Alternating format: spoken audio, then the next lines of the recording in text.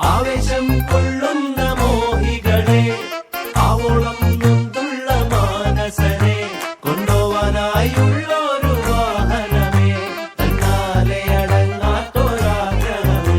മേലെ മിന്നും താരം പൊന്നാണോ നേരിൽ ചെന്ന് നോക്കാനായി നിൽക്കാതുണ്ടേ ഉള്ളിനുള്ളിൽ പരവേശം. കീഴെ നീങ്ങിപ്പോകും മണ്ണെന്നാലും വേരിൽ നിന്നും പോന്നെന്നാലും മണ്ടിപ്പോകാൻ ആശിക്കുന്നേ.